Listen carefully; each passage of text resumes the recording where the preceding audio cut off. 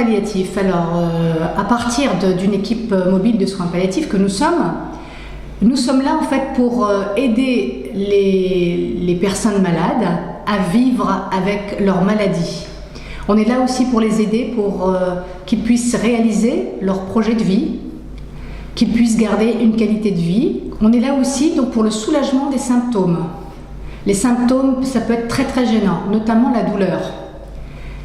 Eh bien, les équipes mobiles de soins palliatifs, ce sont des équipes très compétentes pour le soulagement de la douleur. Et également, parfois, des autres signes, des autres symptômes qu'on est capable de soulager. On dit par un traitement, mais également la différence avec la médecine, je dirais, plus classique, c'est que nous prenons en charge le patient de manière globale. C'est-à-dire que même si quelqu'un a un symptôme, un signe qui le dérange, que ce soit la douleur, ou un autre signe comme par exemple des vomissements ou un autre signe, eh bien ce signe gênant, on le prend en charge dans sa globalité, c'est-à-dire physique, donc c'est notre prise en charge physique et classique, également psychologique, sociale et spirituelle. Donc l'intérêt de prendre en charge globalement une personne, c'est qu'on peut toujours atténuer de toute façon un symptôme, un signe qui dérange la personne. Et la personne, en fait, on le prend en charge, et lui et sa famille. Et l'important aussi, c'est de l'aider à vivre dans son lieu de vie, avec souvent, il y a besoin d'aide. Donc c'est pour ça que notre équipe de soins palliatifs, elle est pluridisciplinaire, pour tenter de répondre au mieux aux besoins de la personne. Elle est composée de 2 médecins, Dr Schuster à Régna et moi-même, 2 infirmières.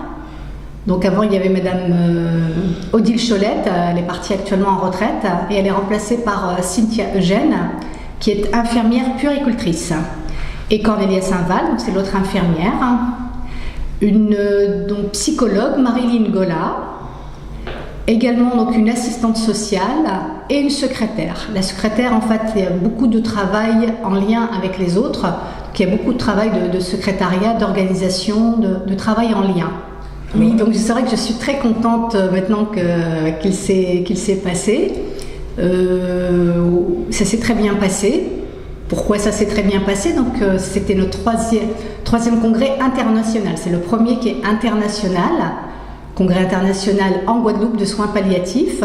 Nous avons eu des invités du Canada, professeur Louis-André Richard, une intervenante d'Arizona, docteur Manouchka Joseph, plus près donc docteur Régine Roche d'Haïti et le professeur Lionel Rémy. Il est professeur, donc assistant social, c'est des îles anglophones, donc c'est pas la même dénomination. Il est travailleur social et psychologue. Et donc ce qui était bien, c'est que c'est comme si on a confronté nos pratiques à ce qui se passait autour de nous, donc dans les petites et les grandes îles, mais également au Canada et aux États-Unis. Donc c'est vrai que je suis contente parce qu'on n'a pas à rougir du travail que l'on fait en Guadeloupe. Mais c'est vrai que nous travaillons de longue date. On a commencé par des journées en 2009. Après, donc on a fait des formations, on a organisé des formations à Saint-Martin avec une association de métropole. Après, on a fait d'autres journées en 2011 et en 2012. Et puis depuis 2014, donc nous avons commencé les congrès de soins palliatifs. Donc ce n'est pas uniquement c'est pas un changement de nom. C'est en fait, si on l'appelle congrès, c'est-à-dire au niveau de la qualité, de la prestation, on vise plus haut. Et puis le public répond présent et il est de plus en plus présent, puisque là, à ce 3e congrès, nous avons reçu 220 participants, 220 congressistes. Et ce travail, c'est vrai que cette organisation de congrès n'a été possible que grâce à la mobilisation d'abord de l'équipe pluridisciplinaire, de l'équipe mobile de soins palliatifs, et je les félicite et je les remercie pour ce travail. Également la mobilisation de notre établissement, le centre hospitalier de la Basse-Terre, notre directrice, différents soignants, je les remercie également. Également, notre association Partage Action Formation. Et puis aussi, je remercie aussi les médias. C'est grâce à eux que ce congrès a pu prendre cette ampleur. En tout cas, ils ont permis d'informer la population de la Guadeloupe. Je remercie News Antilles. Ah oui, on a commencé à travailler sur le 4e congrès international. Je ne vous dévoilerai pas encore ni le titre ni les dates, mais on est en train d'y travailler. Effectivement, ça demande beaucoup de travail et c'est important puisque maintenant nous avons réussi ce 3e congrès. C'est important qu'on réussisse également le suivant. On doit progresser, donc c'est vrai que nous apprenons beaucoup au contact de la personne que l'on soigne.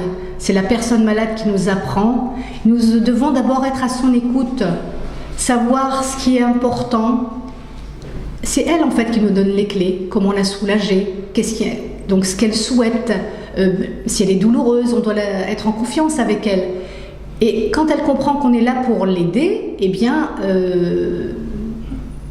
on arrive à la soulager, puisque de toute façon, c'est vrai qu'on fait un soin sur mesure. Et donc, on doit être surtout d'abord à l'écoute de la personne, en lien avec les familles, en lien avec les professionnels de première ligne, que sont les équipes soignantes libérales, les médecins libéraux. Donc donc c'est sûr qu'en écoutant le besoin de la personne, en tenant compte et de sa famille et de son équipe soignante, on peut que le soulager, diminuer un petit peu la peine. On vient de créer cette année un site, c'est paf-guadeloupe.org. Donc c'est vrai que là on a mis toutes les informations concernant les soins palliatifs. Il y a aussi possibilité d'interagir avec des questions et des réponses. Je pense que c'est un outil qui est très important, que nous développons d'abord pour la Guadeloupe. Mais c'est vrai puisque grâce à nos congrès, il n'est pas exclu que cet outil, s'il répond en tout cas aux besoins de la population, puisse être étendu aux petites et grandes Antilles. Voilà, ça pourrait être un outil caribéen, développer les soins palliatifs en Caraïbes à partir de la Guadeloupe. C'est un projet.